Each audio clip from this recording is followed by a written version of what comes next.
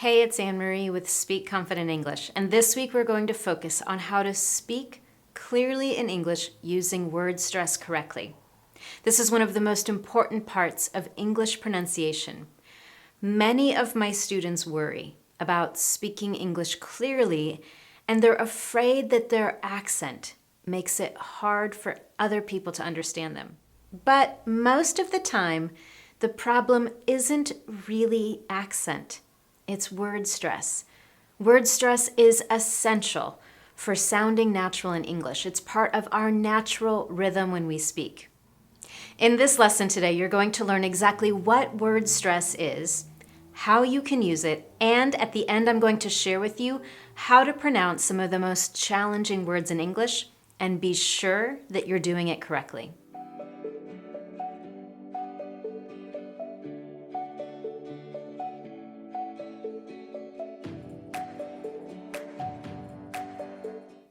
So let's start with what exactly is word stress and why is it so important? Native speakers' ears are trained to listen for very specific sounds. And if a sound in a word isn't correct, if it's not stressed in the right way, it means that either they don't understand the word correctly or they don't understand it at all. Now, to understand word stress, there's one thing you must know. You have to know what a syllable is. All of our words have much smaller parts, and these are called syllables. A word might have only one syllable, like dog, cat, walk, drive, desk. Even words like strengths or stretched have only one syllable. They're longer words, but there's just one syllable.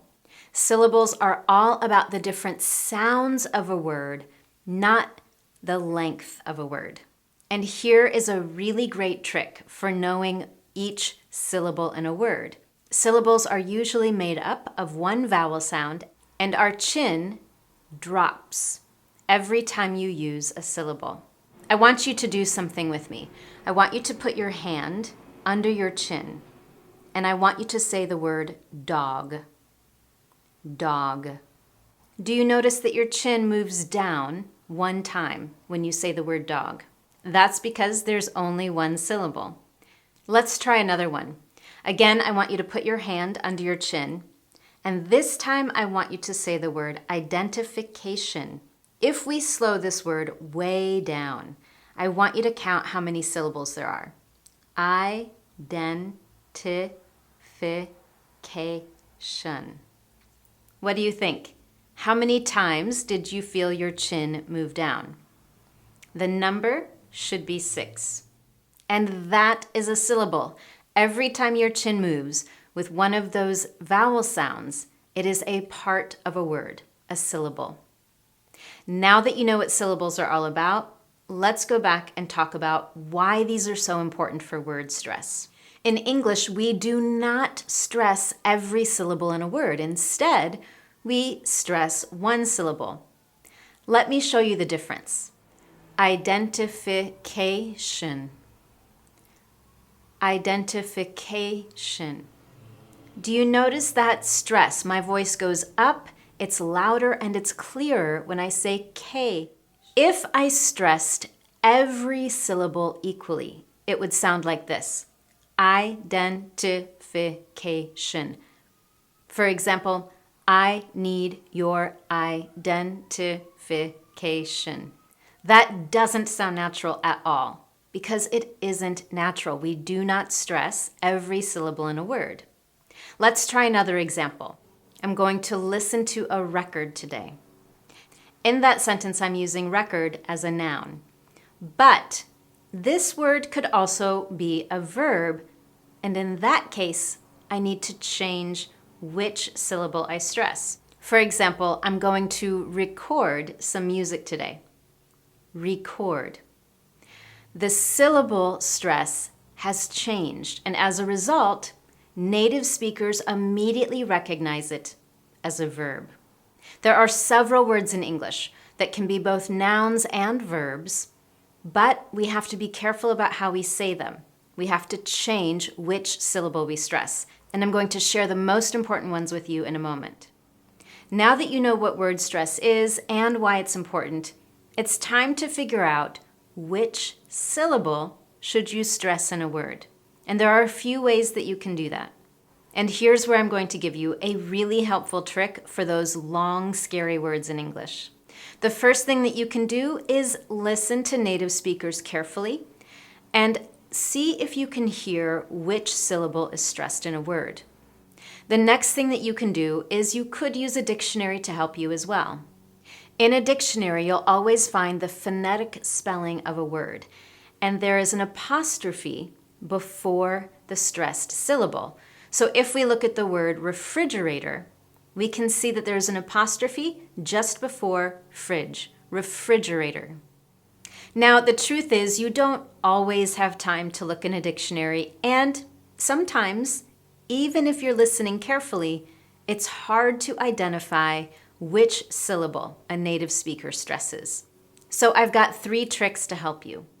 Number 1, for most nouns and adjectives that have 2 syllables, you will stress the first syllable. Let's look at some examples.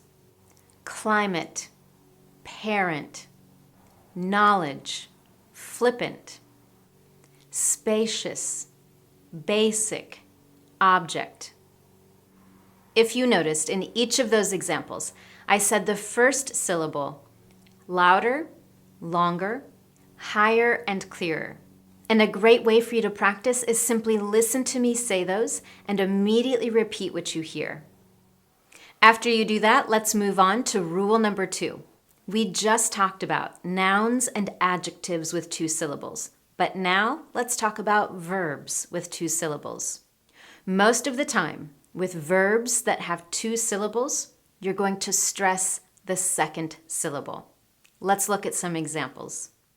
Become, embrace, reflect, forgive, adore, object. Did you notice that last one? An object is a noun. To object is a verb. And we've switched which syllable gets stressed. Unobject to object. This is exactly like that example of to record and a record that we talked about earlier. So let's look at a few more examples of words that could be verbs or nouns and how we need to change the stress. Unincrease to increase. Decrease to decrease. A refund to refund. Uninvite to invite. A project to project. Again, I want you to practice by listening to those and repeating what you hear. It's a great way to develop that pattern and become more familiar, more comfortable with word stress. Now, if you want more examples just like that, I've got those for you in the online lesson, and you'll find a link just below this video. But now let's move on to the third and final rule today, which is how to identify which syllable to stress in really long words like, I'm going to say each of these words out loud, and I want you to listen carefully to see if you notice any patterns with these words.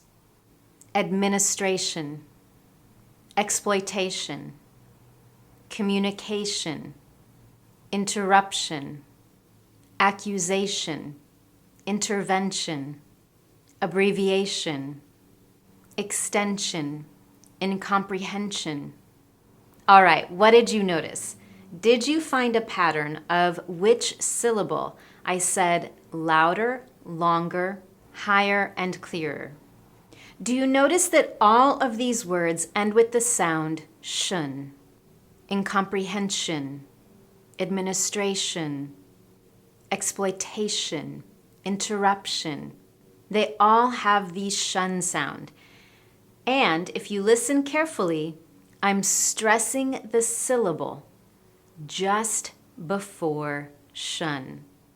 Listen carefully. Administration, interruption, communication, exploitation, incomprehension. Stressing the right syllable in those longer words will ensure that you're communicating much more clearly and that you sound more natural in English. And now I'm going to test you.